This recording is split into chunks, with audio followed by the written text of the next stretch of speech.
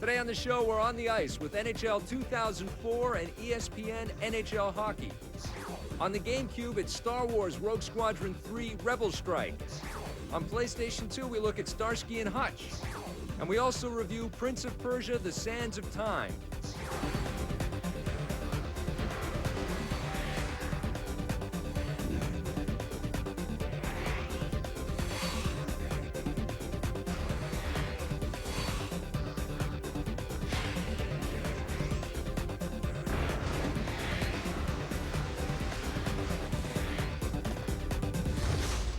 It's hockey season, and we're going to review two very cool hockey games. The first one we're going to talk about is NHL 2004 from Electronic Arts. Well, you know, EA has always been the king of hockey. Yes. Like they are in Madden football. The NHL game that Sega put out last year won a lot of new fans. Which is now called ESPN, it's called ESPN. So that everyone knows. EA had something to prove this year, and what they've done, they went back to the drawing board. They hired a whole bunch of new people. They brought in the team from Black Box that worked on the NHL Hits games. It's a brand new experience. But what they did include is a lot of the general manager and franchise mode that you see in the Madden game. One of the coolest things about this game is how many different ways you can play the game. I mean, the general manager mode is a terrific example. If you just want to have the strategic planning and all of the orchestration that's behind the scenes on making hockey a fun sport, you can do that. You can hire the staff that will handle the office duties. You can upgrade your facilities. You can set ticket prices. You can general manage a team for 20 seasons, which is amazing, man. EA has always been about presentation and in-depthness. Yes. Is that a word? That's beautiful. I think the biggest improvement this year is the defense. They've definitely amped up the artificial intelligence. I'll tell you what the best thing about this game, though, is, and no one's ever really done it too well, but they do it perfect, is the fighting aspect. Yes, fighting's excellent of in this EA's hockey is unbelievable. Let's show them how they do it. They're grabbing the jerseys. Go like they don't have sticks in their hands. I really like the new additions that they've done with the right analog stick. This time you can do a few more deke moves. You can also press it down to charge up your hit. And on the PlayStation 2, you can also get online, and they have the EA Sports Talk, so you can actually be chatting with people. It's very similar to what Xbox Live offers. One thing I was really surprised about in NHL 2004 was the fact that it was so hard to get a one-timer off. I'm going to give NHL 2004 8.5 out of 10. An 8.5 as well. On the positive side, putting the big hit feature on the right analog stick is a great idea. We love the general manager mode. And on the PlayStation 2, the online play is awesome. On the negative side, although it's a great game, it just doesn't seem as fun to play as ESPN does. The EA Tracks logo keeps popping up all over the place during gameplay, and it seems like it's a little too difficult to pull off a one-timer. All right, let's talk about ESPN NHL Hockey from Sega. We looked at it on the Xbox, but of course it's also available for PlayStation 2. Well, the ESPN hockey game is actually a lot more fun, I think so, to play. Yeah. The actual gameplay itself is a lot more in-depth. Yes. Now, I felt that it wasn't as fast a game as the EA one, and it wasn't as tough, but they do have settings on there. Yes. So when you get into this game, you want to crank the settings way up. There's actually a really cool skills game in here where you can learn some of the specific moves and some of the specific things that you can do in the game. Can you learn that move? You can learn some of those moves. If you're an Xbox Live person or Xbox person, this is the only one to get because EA doesn't offer Xbox Live. One thing I didn't like about playing online with ESPN on Xbox Live or on NHL on the PlayStation 2, when you play that one online as well, after you're finished your game, it kicks you right back out to the menu screen. You can't just do an instant rematch. They don't have the depth of the general manager mode and some tracking. And the stats tracking isn't quite as nice, but they do have some really nice extras in ESPN as well. I love the mini rink, which is a great idea. You can also play the skills competition online, so you can see who's got the hardest shot and who's got the hardest hit, and you can see who's got the best shooting accuracy. Most penalty minutes. You can also unlock cool things like pond hockey. They've also got this thing called a skybox, which is like the crib from their football game. From MTV? No, from their football game, where you can win all the rewards and all the extra stuff. All the trophies that you win, they're all on display up there. But one of the nicest things in the skybox is a little mini game of air hockey. I'm giving it a 9 out of 10. Well, There's something I said that was going to be special in the show, and ESPN Hockey gets a 8.5 as well from me. On the positive side, we love the skybox mode. All the extra gameplay modes like the mini rink and the pond hockey are fantastic. But the best reason to play ESPN Hockey is the great control and the feeling of actually being on the ice. On the negative side, there's not as much stat tracking as the EA game or the general manager mode. The EA game seems a bit more challenging, and when playing online, you get kicked back to the main menu. You can't play a rematch. Let's switch from hockey sticks to lightsabers now, and we're going to talk about Star Wars. Oops. Was that necessary? Rogue Squadron 3 Rebel Strike. That's right. From LucasArts for the GameCube. What'd you think of this one? The great thing about this game is that you can ride on tauntauns, okay? You can get on your speeder bikes and you do that. You can attach yourselves to AT-ATs. You got all the great flying missions with all the spaceships. Now, the big deal here, though, is that it's not always vehicles. You're not always off in space or flying over land or in speeders or something. You can also get on foot and carry a regular blaster and start shooting at stormtroopers and stuff like that. Now, what did you think of the controls, though? Remember the Super Star Wars series that came out on the Super Nintendo system? No. They had Super Star Wars, Super Empire Strikes Of course, Back, Super yes. Return of the Jedi.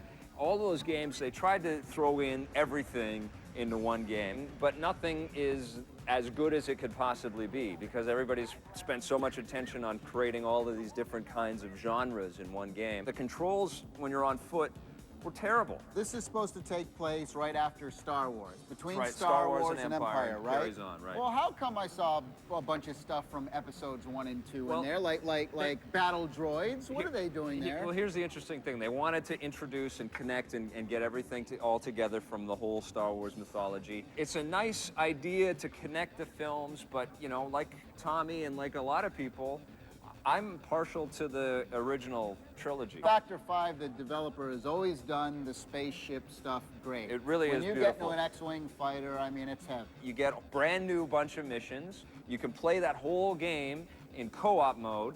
They've also thrown in all of the previous Rogue Squadron game that you onto this disc, and now you can play that whole game as a 2-player game. There's also the original Star Wars arcade game is hidden in this thing. Sweet. And 25 minutes of movie footage, a whole behind-the-scenes documentary. Great stuff. I'm going to give Star Wars Rogue Squadron 3 Rebel Strike an 8 out of 10. Well, I'll tell you what, I love this game. I'm giving this game an 8. On the positive side, Rebel Strike gives you a whole bunch of different gameplay elements to enjoy. The graphics in this game are sensational. It's really starting to look like the movies now. And if you're a Star Wars fanatic, you're going to love all of the extras that Factor 5 and LucasArts have thrown into this one. On the negative side, when you're walking around in third person, it's really hard to control and aim. And although we love the tauntauns and ATSTs and land speeders and speeder bikes, all those elements didn't seem as polished as, let's say, the flying elements. And although the flying was perfect, it just seems that at this stage in the game, we've kind of played this so many times before. Well, stick around because coming up, we have something that has never happened on this show before.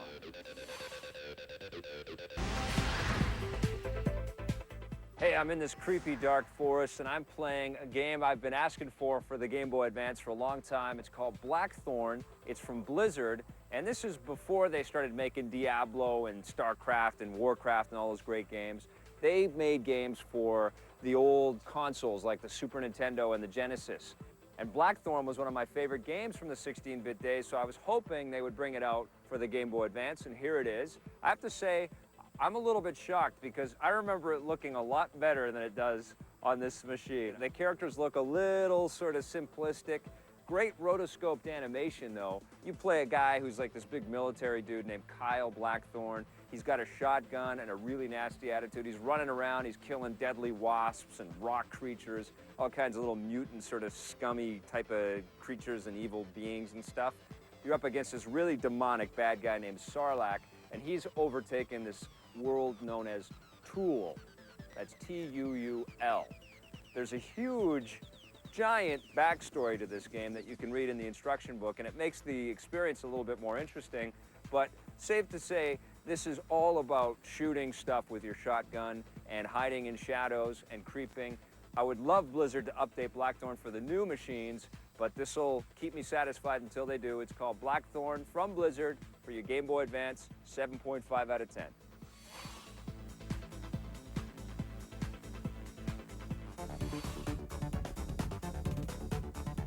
We're back. We're moving away from hockey for a little bit. We're going to talk about Starsky and Hutch. We're not moving away from hockey. It's right behind us. Well, it's still a hockey theme. It's all around us. It is. It's omnipresent. But we're going to talk now about Starsky and Hutch for the PlayStation 2. It's also out on the Xbox. I don't know how many people are going to realize what Starsky They're and Hutch making a is. Starsky and Hutch movie. Well, there you go. With Owen Wilson and Ben Stiller. That's right. So it should be pretty funny, and I think they're So trying to they're bringing cash it back. in on Okay. and the 70s, like with you know, Grand Theft Auto going back into the 80s, and all these companies sort of looking back in time for nostalgic kind of vibes. Like The Great Escape, Great and The Escape. Italian Job. Okay, let's say this up front. The graphics are by no means the most spectacular. This is not state of the art. No. At all. The speed in which you travel is by no means Wipeout or No. state of the art. No. As well. But what it does offer is some unique gaming experience. I'm a huge fan. You remember the old arcade game called Chase HQ? Right? Sega Classic?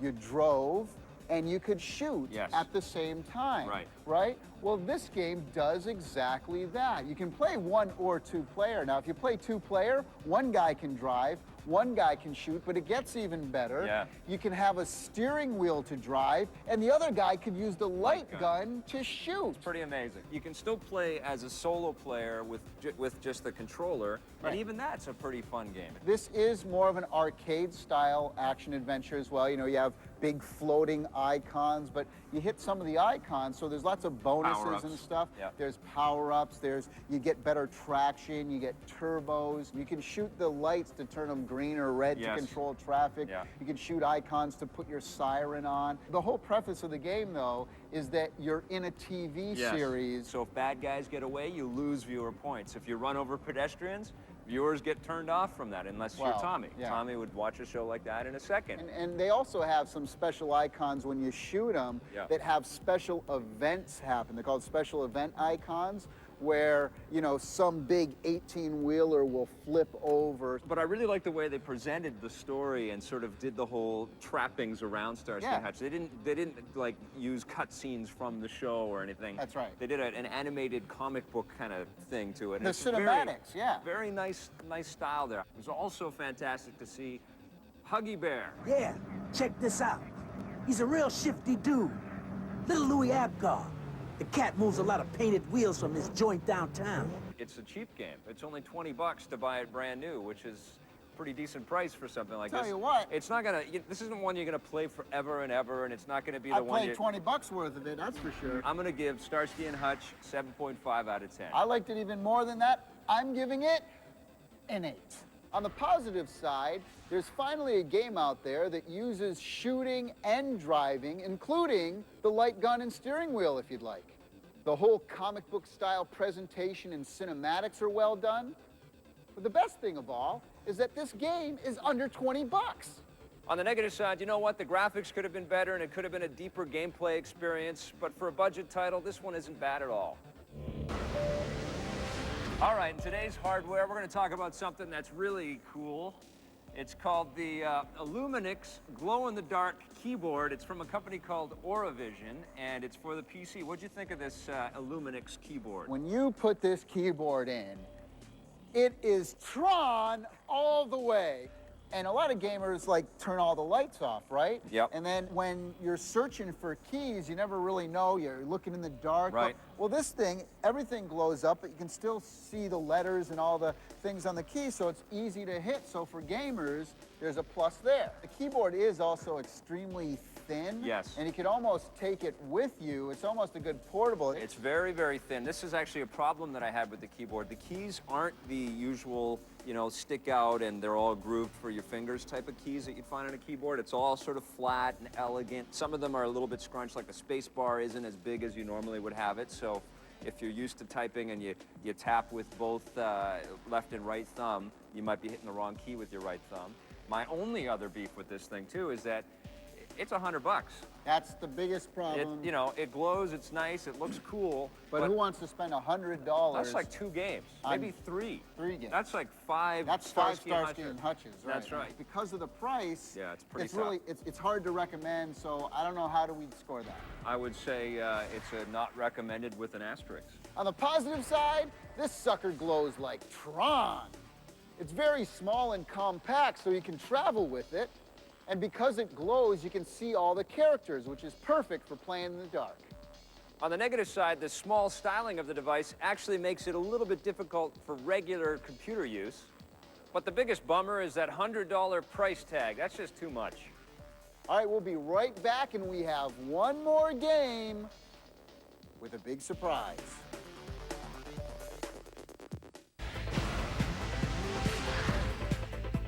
All right, let's talk about MDK for the PlayStation. MDK for the PlayStation. Yeah. Here's a game that has great music and sound effects. Yes, it certainly does. Now, who did the music? Well, it's funny you should mention that, Vic, because... Matt, you got to get off of this self-promotion vibe. Every episode, you're just promoting your music. This is sad. You know, can you take that off? Oh. Do you have anything else you could show the world besides your bloody logo? Sure. Every episode. So, MDK, let me talk all about it. Now, of course, this game came out on the PC first. As soon as I picked up the game, it's like, man, it should have been done on the PlayStation first. The great thing about MDK is that it's not just going around shooting things. Yeah, that's in it, but you actually have to think, too. You can see that this is something that people would want to see a little bit more of. I love the sniper mode. I love this shoot the bad guy in the eye from a mile away. I think that is the coolest tagline that there could ever be made for video games. It's awesome. I give it a 9.5. 9.5? I'd go for 9 out of 10.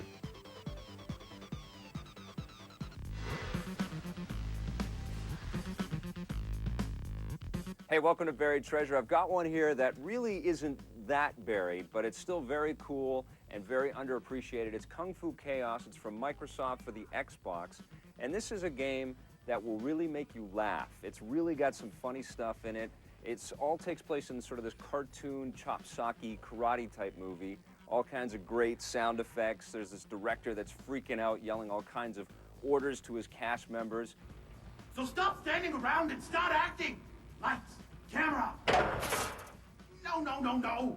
That means turn on the lights, idiot. And you play one of these different sort of cartoon ninja type characters and you battle with all these other guys. All the bad guys pop in from every side of the screen. You've got flying ninjas that come in from the background. You've got people that jump in from the foreground. Now, I think a lot of people sort of gave up on the game. They just thought it was a big, goofy, you know, beat 'em up kind of thing. But there's actually a lot of different little combo moves that you pick up in the game. Lots of stuff that gets unlocked, new abilities. There's magical attacks. Really, really fun as a multiplayer experience. Go check it out. It's Kung Fu Chaos for your Xbox. It's a lot of fun.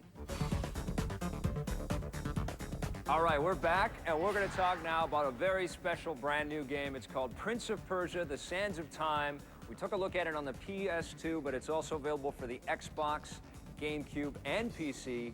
And this one's from Ubisoft. What'd you think of this one, man? Prince of Persia has been around a long time. For those of you who don't know it, you know, it's been around since the late 80s. It was actually the very first video game I ever worked on, was Prince of Persia way back when. Well, what's interesting is that the guy that created Prince of Persia originally, Jordan Mechner, he is involved in this project as well as a game designer and as a consultant. And he worked with the team at Ubisoft Montreal to create one of the most beautiful video games I've ever played.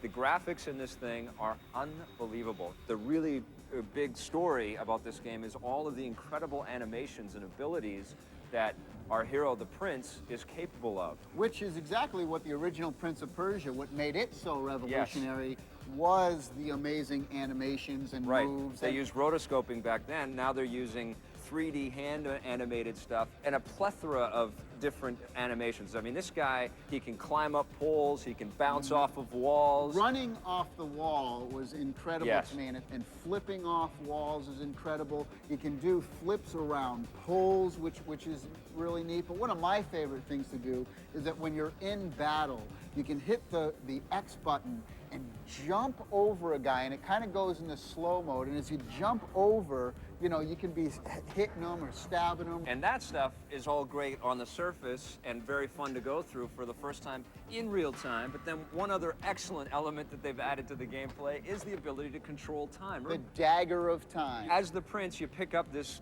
artifact. It's the dagger of time, and it is in control of the sands of time. And that gives you the ability to actually stop time and freeze frame and also slow down everything. And reverse. Reverse. You can actually go back in time. So if you fall and die and kill yourself somehow, you can press that L1 button and start over again without dying. The amazing thing, though, is the camera angles as well. Now, Yes. the camera angles, they do something very unique that's never been done before I love in a the video cameras in game, this game. where it kind of does this real kind of cool movie-ish, you know, whoosh, Yes. it kind of... It adds a sound effect and a snap pans and snap zooms to the camera presentation, so it does feel like you're being followed by the most acrobatic cameraman alive. You can also press a button and zip the camera out so you can get a great view of the entire surrounding area. What I loved about this game, though, was the whole kind of in-game tutorial that always kind of happens. You never really feel like you're stuck. I'm giving Prince of Persia: The Sands of Time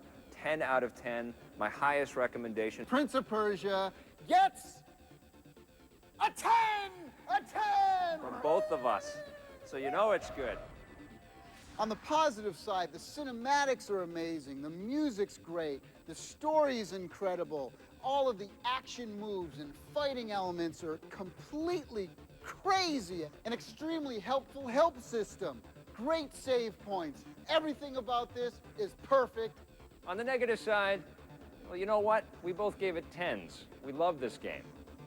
Today on the show, we took a look at NHL 2004 on the PlayStation 2. We love the general manager mode in this game, and the online play on PlayStation 2 is great. It's just that the gameplay wasn't as fun as the ESPN game. We looked at ESPN NHL hockey on the Xbox. We love the skybox extras like the air hockey, and we really like the tight control of this game. We just wish the online interface was improved. On the GameCube, we looked at Star Wars Rogue Squadron 3 Rebel Strike. The game features awesome Star Wars graphics and sounds and tons of different styles of play. It's just that the gameplay feels a little fractured and unpolished. Also on PlayStation 2, we looked at Starsky and Hutch. This game is surprisingly fun and it costs less than $20. It's not the deepest game you'll find on the shelf, though. Again, on the PlayStation 2, we reviewed Prince of Persia: The Sands of Time. This game is simply superb. It may be the best game you play all year. You have to get it. In hardware, we looked at the Illuminix keyboard. A great idea here with a very cool Tron-like glow on the keyboard, but the price is just too much. On the Game Boy Advance, I reviewed Blackthorne. Now, it was cool to see this classic action-adventure game on the GBA. I was just surprised by how bad the graphics were. 10! He's still freaking out. We got to wrap this one up. We have more Prince of Persia to play. Make sure you guys go check out Prince of Persia. Thanks for watching. We'll see you guys next time. You liked it a lot.